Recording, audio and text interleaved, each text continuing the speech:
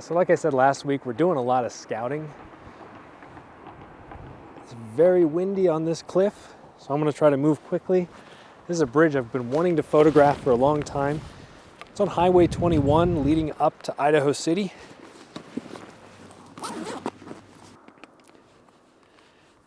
I'm going to need a split ND. The sun is, right directly facing my camera.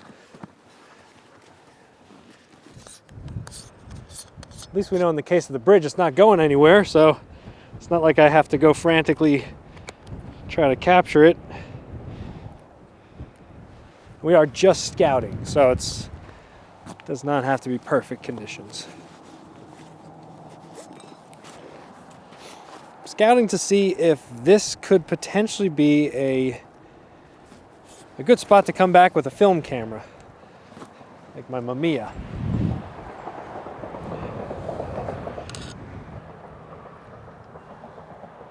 Okay, so basically, wow, my fingertips are frozen.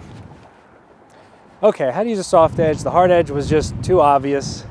Hard edge graduated filters are better for longer focal lengths. I'm gonna try to use my body to block the wind. I have this framed up nicely, a little bit wider so I can catch a little bit of the foreground cliff edge. I'm going to do a photo composite because the sky is very bright and the bridge is very dark. So I'll take two pictures, one exposed to the sky, one exposed to the bridge, and blend the two together. 2-second timer on both. Hopefully help with any kind of shake. But right now, it likely won't make much difference because it is so windy right now. Okay. First shot done. Yay. Scouting is underway. The ice is forming some really cool patterns down there. I'm going to see if I can take a quick shot of those. I don't want to get too close to this cliff edge for obvious reasons, despite my 4 layers keeping me warm in most conditions. It's not working too great right now. This wind is bitter. Okay, 1/50th f11, and we're out of here. I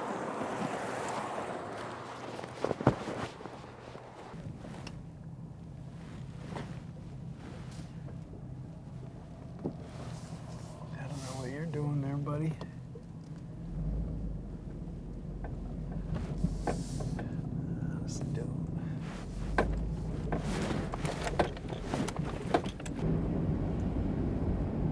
It's a scout, I know. Taking this little road. This is the Lucky Peak Lake Road. Takes you over to what we call to Max Creek, I think. There's incredible cloud formations on the hillside. I'm going to try to drive up to the reservoir, where the lake is, and where the docks are. Take a picture of that, because that is pretty amazing.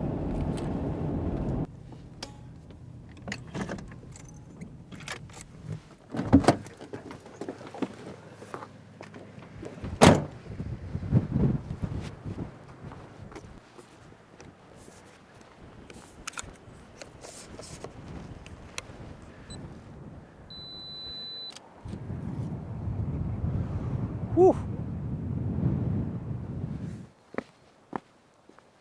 All right, let's give a proper intro, shall we? So far, you've seen me pull over a couple times and frantically take a few pictures and then jump back in the van. That is because all I'm doing is I've got a couple spare hours. And I just want to drive out here and scout some new locations, just like last week where I talked about, kind of rehashing the same locations over and over again. I'm trying to prevent that. I'm trying to learn of a couple other photographic opportunities in my area, since I don't always have time to drive hours and hours outside of town, and if I only have a couple spare hours like today, I want to know where I can go so that I can continue to create content and continue to learn to improve my photography. So this place right here, it's not too far from home. So I'm just kind of driving around, pulling over, taking a few photos so that I can examine them when it's not freezing cold and see if there's actual potential. And I thought I'd take you along with me, show you the process, because sharing in the journey together is really what I enjoy.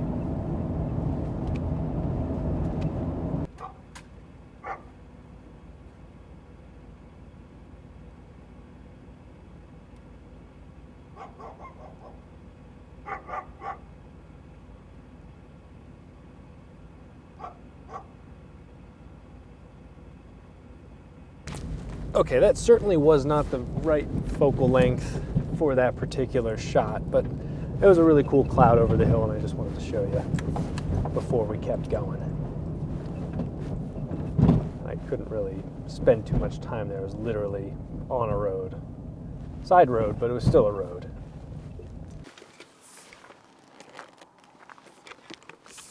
Okay, we're gonna definitely shoot this a couple times as we're going down the road. Not sure which pullout is going to look best, so I'm going to do a little experimenting.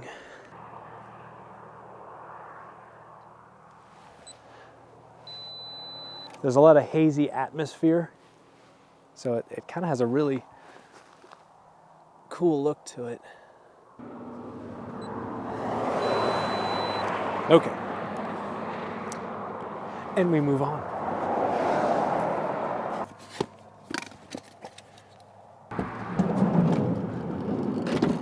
Okay, same view, slightly different angle, a little closer to the reservoir itself.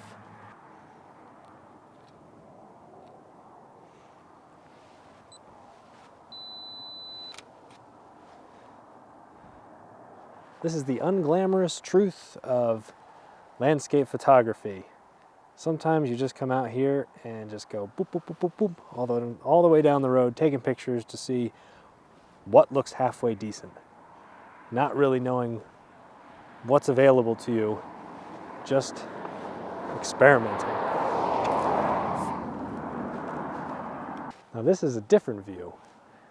The river that's running down, swerving through and hitting the reservoir, is creating a really nice leading line into the lit area.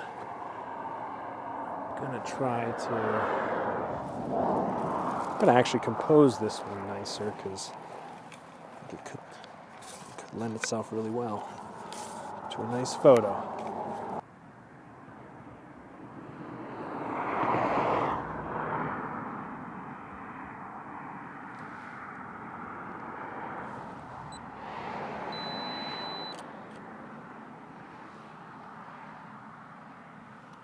See, that's the thing. I'm not out here looking for any fantastic pieces, but that shot right there, I am pretty happy with. It's got a nice shape to it, nice composition, and wasn't searching for it, stumbled across it, and that's why it's so important to scout. So important to come out here and just keep looking. Because if you don't keep looking for stuff, you're never gonna find anything. Put that on a t-shirt. So I got one more spot I want to check out, and then we'll go ahead and close out the video.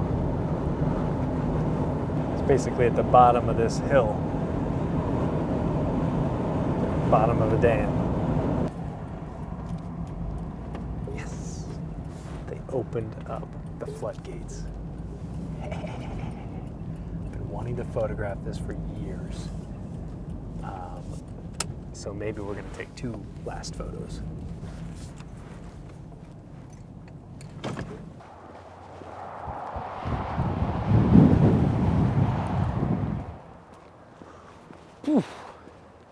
Yes, cold wind.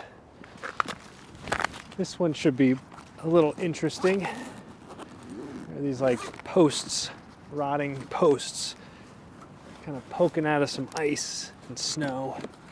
It's a little more abstract. I think it'll compose well, especially since the light is currently on it. So try to move relatively quickly.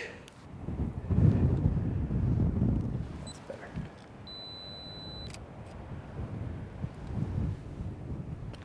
And then right over there, there's a cool waterfall of icicles that I think the sun is about to hit. So I'll move over there and take those photos as well. They're just down here. This is probably the best view I'm going to get of them.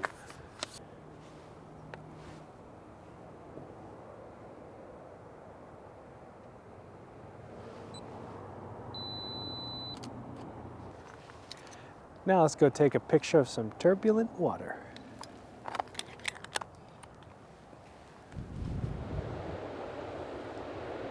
The hills are really pretty right now, the way the sun is catching them and the clouds overhead. So I've got one shot down. And now I'm going to focus a little more on the torrential water itself. This picture's got a lot of elements to it right now, between the torrential water power of that combined with the hills, and the foreground element. It's kind of chaotic. So I'm going to switch out to a long lens and try not to fall.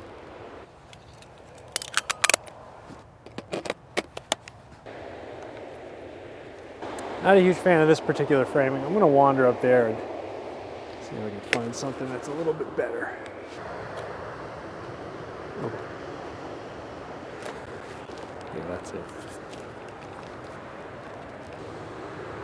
Okay. Let's think about this for a sec. I'm going to zoom with my feet because the 64 is too wide and the 100 is too narrow. Zoom with my feet. I didn't want the water to necessarily be the only subject. While it could be because it's exciting, there's some beautiful light on the hills, plus the power lines, plus this like snowy rocky surface in the foreground and the water itself. All of it is combining into a really nice and pleasing composition. What I want to do though is slow my shutter speed. So I'll get a couple filters set up, maybe even a polarizer, see if that helps with the glare on the water, and we'll try it from there. I messed around with this composition for quite a while. It was challenging to get every element of the photo in the place that I was hoping it would be. And in the end, I don't think I really got it exactly what I wanted it to be, but it was close. The main issue I ran into at that point was that by the time I had figured it out, the light had pretty much faded, so I was stuck. But that's okay. Remember, this was just a scouting trip. All right, so at f11, 1/13 of a second, a 3-stop, a 2-stop graduated ND filter, plus the polarizer, getting a nice balance between the sky and the foreground. But I'm gonna go ahead and push this a little further because I want to see the water in this foreground here, which has lost most of the color. I want that to get smooth. Let's put a 10-stop. Got one of those. May as well use it. All right, I left my camera over there. It's at a 40-second exposure. I'll go ahead and put that photo at the very end. Likely it's going to be a completely washed out mess, but that's what this experiment is for. I do appreciate you taking some time to join me on this little scouting trip. Had a lot of fun, kind of just looking around Highway 21 and seeing what there is to see. I will catch you in the next one. Take care, and bye for now.